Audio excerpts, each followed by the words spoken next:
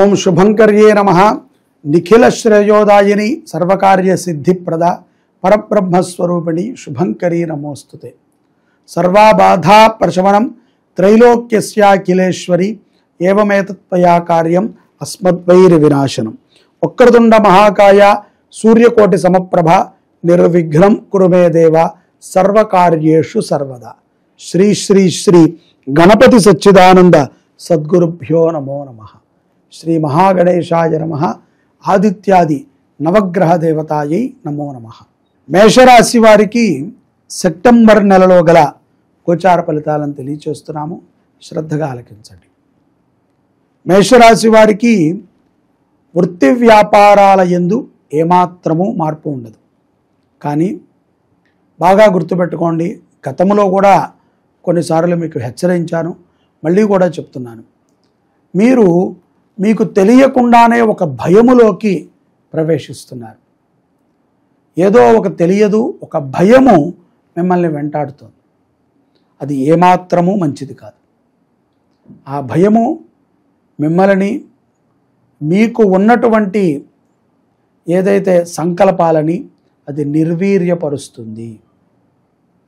అలాగే మీరు చేసేటువంటి కొన్ని పనుల యందు ఆ భయము మిమ్మల్ని వెంబడించుకుంటూ వస్తుంది.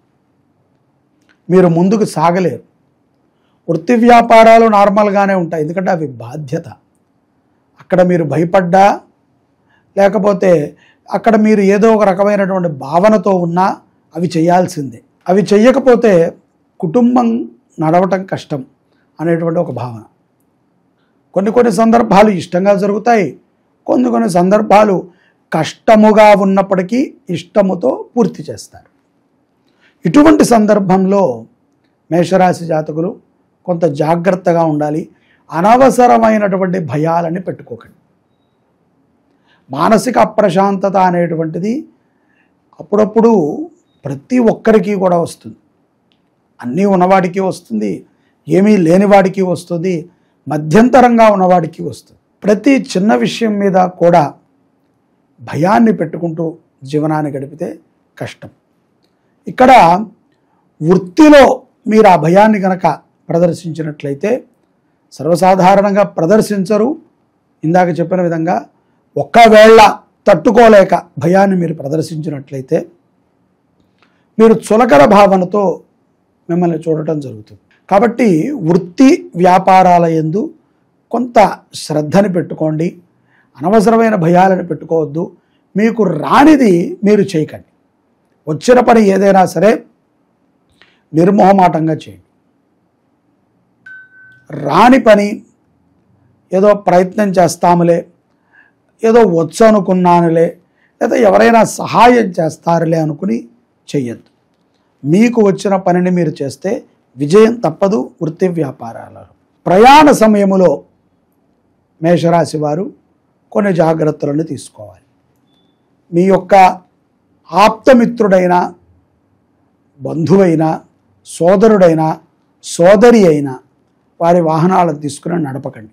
ఏ కారణము లేకుండా ఎవరితో కూడా గట్టిగా మాట్లాడి గొడవ పడకండి. ప్రమాదాలు మనకి చెప్పిరావు. ఏదో ఒక క్షణకాలములో, రెప్పపాటు కాలములో ప్రమాదాన్ని మనం పొంచి ఉంటాం. కాబట్టి జాగ్రత్తగా ఉండండి. అలాగే విద్యార్థులు పరీక్షా కాలంలో కూడా కొంత భయానికి గురవుతూ ఉంటారు. పరీక్షా కాలంలో ఏ రాశి వారికైనా భయం ఉంటుంది అని మనం అనుకోవచ్చు. కానీ మేషరాశి జాతకుల భయం వేరు. నెగటివ్తో కూడుకున్నటువంటి భయం. ఏదో అయిపోతుంది, ఫెయిల్ అయిపోతానేమో, నాకు ఇది రాదేమో, నేను రాసింది కరెక్ట్ కాదేమో అనేటువంటి ఒక భయానికి లోనైపోతారు. అది ఏమాత్రం మంచిది కాదు. ధైర్యముగా ఉండండి. దక్షిణామూర్తిని ఎక్కువగా స్మరణ చేసుకోండి. విద్యార్థులు దక్షిణామూర్తిని ధ్యానము చేయండి. ఓం నమో భగవతే దక్షిణామూర్తయే నమః అనేటువంటి నామాన్ని స్మరణ చేయండి. విదేశాలలో ఉన్నటువంటి మేషరాశి వారికి స్థానచలనము, ఉద్యోగ మార్పిడి కొంతమందికి ఉంటుంది. ఉద్యోగము ఉన్నది ఉన్నట్టుగా ఊడిపోవటం. అదేంటండి, విదేశాల వారికి ఒక రకంగా ఉంటుంది, స్వదేశస్తులకి ఒక రకంగా ఉంటుంది అంటే తప్పనిసరిగా ఉంటుంది. వారు దూరంగా ఉన్నారు కాకుండా ఇక్కడ రాత్రి కాలంలో వారు పనిచేస్తూ ఉంటారు. అప్పుడు గ్రహస్థితుల యొక్క ప్రభావం వారి మీద ఉంటుంది. ఇక్కడ కాలమాన పరిస్థితి ప్రకారంగా వీరికి ఈ విధంగా ఉంటే కొంత ప్రతికూలత వాతావరణంలో వారు ఉంటారు. కాబట్టి ఉద్యోగ విషయంలో విదేశాలకు సంబంధించి కంపెనీల్లో పనిచేసేటువంటి వారికి కొంత ఉద్యోగములో ఒత్తిడి అనేటువంటిది తప్పదు.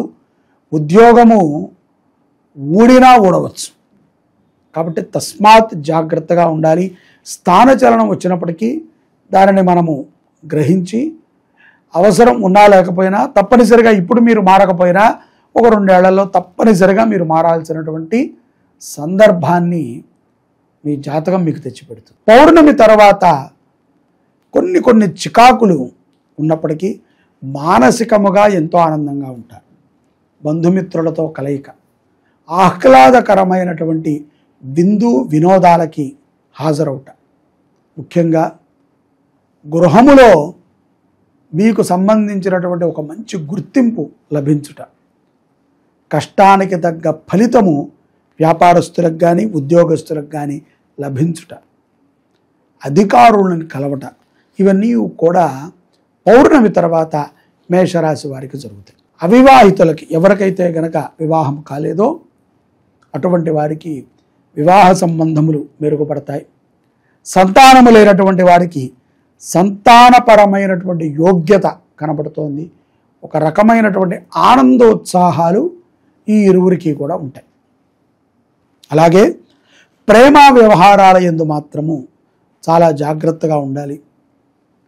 అనవసరమైనటువంటి వ్యక్తులని ఇష్టపడటము, కుటుంబానికి సంబంధం లేనటువంటి వ్యక్తులని ఇష్టపడటము, మనకి సంబంధం లేనటువంటి వ్యక్తులను ఇష్టపడటము, ఏదో ఒక రకంగా బలవంతంగా ఒప్పించి పెళ్లి చేసుకుందామనేటువంటి ఒక ఆలోచనకి రావటము ఏ మాత్రము శుభప్రదము కాదు. తల్లిదండ్రులు చెప్పినటువంటి సంబంధానికి అంగీకార భావాన్ని చెప్పండి. అలాగే మీ స్థాయికి తగ్గటువంటి సంబంధాలని మీరు వెతుక్కుని లేకపోతే వచ్చినటువంటి వాటిని అనుగుణము చేసుకుని వివాహం చేసుకుంటాము చాలా శుభప్రదం. ఈ యొక్క సెప్టెంబర్ నెలలో గోచారమురీత్యా మేషరాశి వారు ఏ పూజ చేసుకుంటే మంచిది అని మనం గనక చూసినట్లయితే, వ్యాధుల నుంచి బయటపడాలన్నా, భయము నుంచి బయటపడాలన్నా, అలక్ష్మీ దోషములు తొలగాలన్నా, స్థిరలక్ష్మి ప్రాప్తి చెందాలన్నా, మంచి ఉద్యోగములో నిలకడ సంపాదించాలన్నా, మంచి విద్యా బుద్ధులు కలగాలన్నా గణపతిని ఆరాధన చేయటము శ్రేయోదాయకం. గణపతి స్మరణ చాలా మంచిది.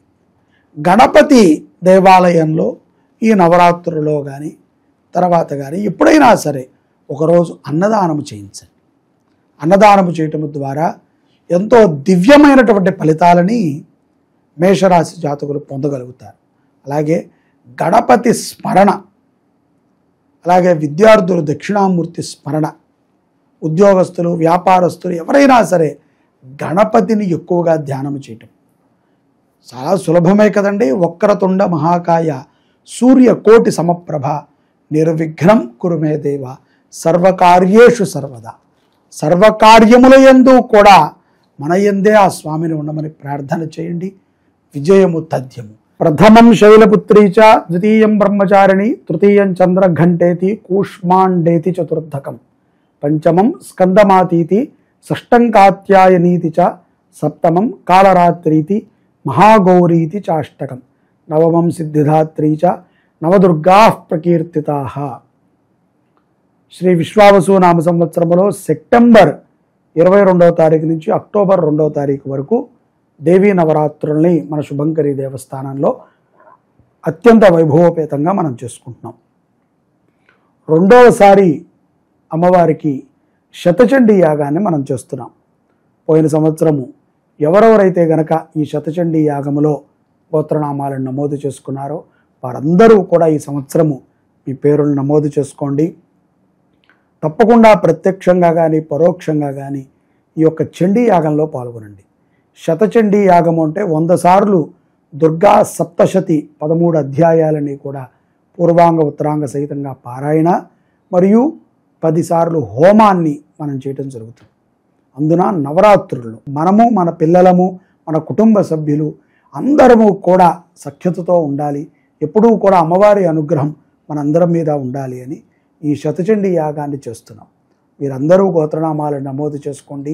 దేవీ నవరాత్రులలో దేవాలయంలో జరిగేటువంటి అలంకరణ సేవలకి కూడా ప్రతి ఒక్కరూ బాధ్యత తీసుకుని 9 రోజులు కూడా 10 రోజులు కూడా వారి వారి సేవలని అందిస్తున్నారు. అదేవిధంగా ఈ సంవత్సరము కూడా అందించండి.